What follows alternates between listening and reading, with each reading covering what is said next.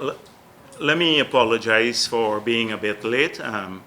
I was meeting with the youth parliamentarians, and it was a very interesting discussion. I shall be extremely short because tomorrow I have my routine press conference, and I can elaborate a bit more at that time on the court ruling and other matters pertinent to our development. I want to thank Marcia for joining me at the press conference. She just gave me a report on the ruling, and let me say that we thank everyone involved, including the lawyers and the Chief Justice, for moving expeditiously also on this matter. I know that many Guyanese have been anxiously awaiting the ruling because it impinges on elections and preparation for elections. And they have been frustrated by the many attempts of this government to delay the elections through the courts and other mechanisms, and their continued misinterpret or reinterpretation of decisions and the Constitution, which all seem clear to sane Guyanese, but they keep adding new spin. So I saw the Chronicle already has given a spin to the Chief Justice's ruling. So let us deal with the key issue before the court, because we approached the court, Mr. Ram did, we thought in the PPP we did not need to file another application, but we'd lend support to that application before the court. And the primary consideration was the house-to-house registration, that Mr. Lowenfield embarked on the process using an order that was secretly signed and gazetted by Justice Patterson, and which was overtaken by the ruling of the CCJ. So to embark on a house-to-house process. He did all of that. He defied the in-house ruling of GCOM in that manner. We argued that the timeline for the holding of elections would conflict with the house-to-house registration, because we've demonstrated on the basis of their own work program that going down the house-to-house registration route to create a new database will take us into elections next year. And when the CCJ ruling was quite clear, it says Article 106 was triggered. And 106 for all Guyanese must mean something. 106.7 says elections have to be held within 3 months of the passage of the no confidence motion, unless the life of the government is extended by 2/3 of the members of the National Assembly. That extension did not take place, so elections ought to be held within 3 months by March of this year. So we went to the court in the absence of the commission, because there was no commission at that time, there was no appointed chairperson, and we asked the court two things. To stop the exercise, and also because it's inconsistent with the timeline, and that we believe that this exercise is unconstitutional because it will deregister people, that they were going to create a new list, and that meant scrapping the existing database and all the people who are already registered. And on that basis, the People's Progressive Party said to its supporters and around the country, do not register, because this means that it's unconstitutional from that perspective, scrapping of the database. So what happened today? The Chief Justice ruled, and we'll get back to the details of it, that house-to-house registration in itself is not unconstitutional. You made it clear about that. But she said that GCOM cannot operate as if it is in a normal election cycle. That's the first thing. But then she said that residency is not a qualifying requirement, and therefore the names of persons on the list, the NRR and OLE, cannot be removed unless deceased or becomes disqualified based on Article 159 of the Constitution. And 159 of the Constitution says that there are two requirements for registration. One is your Guyanese, and two, you're 18 years and older. So you can't go back to the second one. You can't grow downwards. You can't become 17 after you're 18. So that meant only one thing, that you've lost your Guyanese citizenship. So that's very clear. So what does this mean now?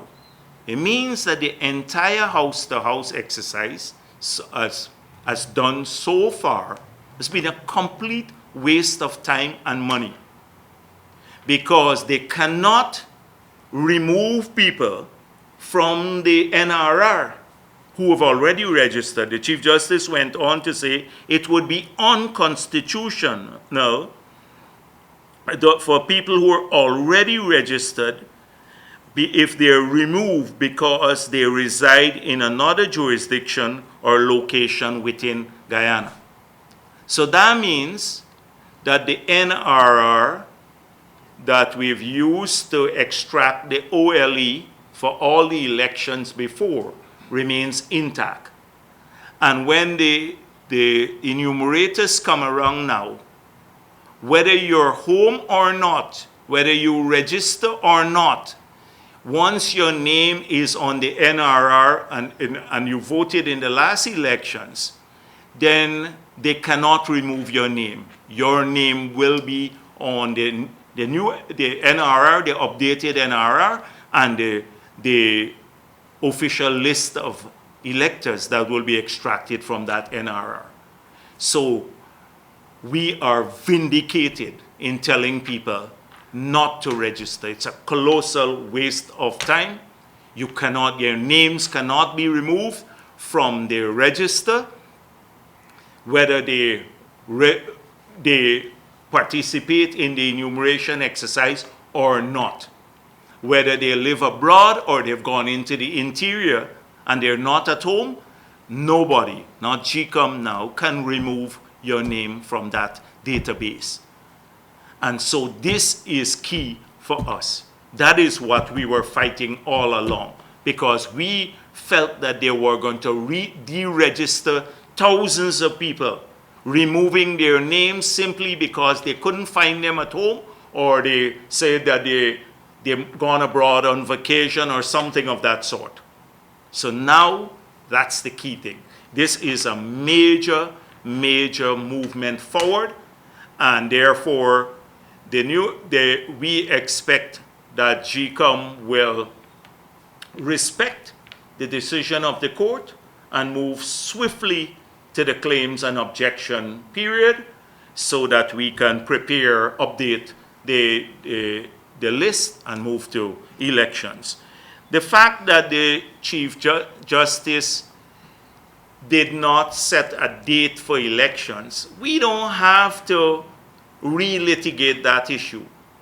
The point is that the CCJ made it clear, and the Chief Justice reiterated, that the Constitution of Guyana reigns supreme.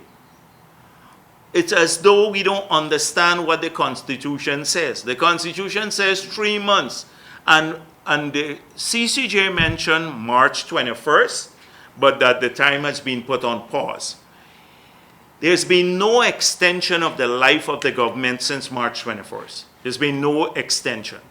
So if they're claiming that September 18th is not the drop dead date because we allowed or we were generous on our recalculation of the 3 months starting from the date of the CCJ's ruling, then it has to be March 21st because there's been no extension of the life of the government from March 21st when elections ought to have been held because the no confidence motion was validly passed in December.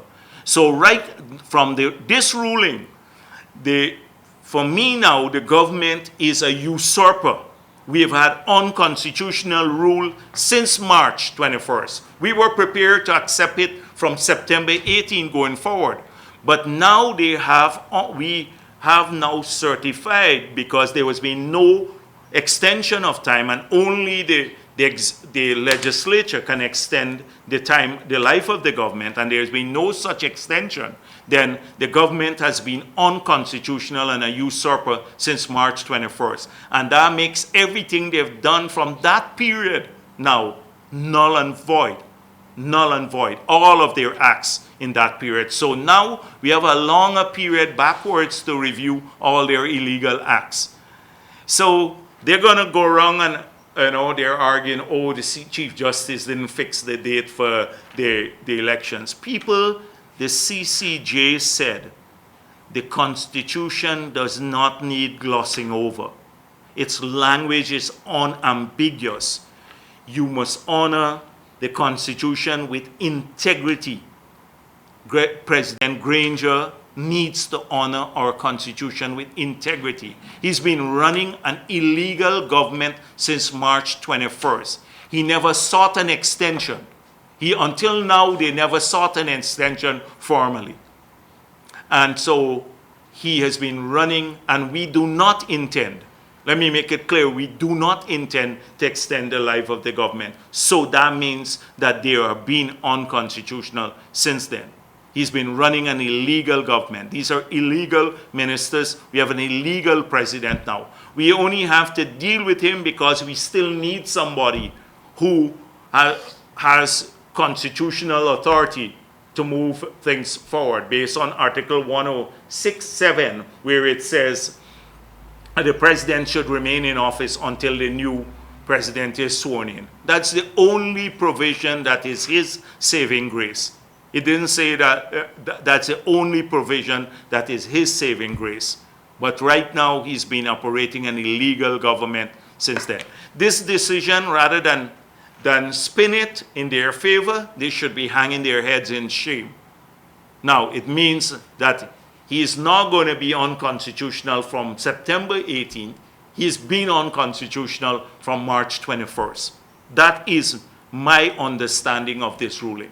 My understanding. But more importantly, I want to say to all the Guyanese out there that they have wasted our money, they have wasted our time to start off on a house-to-house exercise and to re-register people who are already on the database when they cannot remove you now based on this ruling from the database.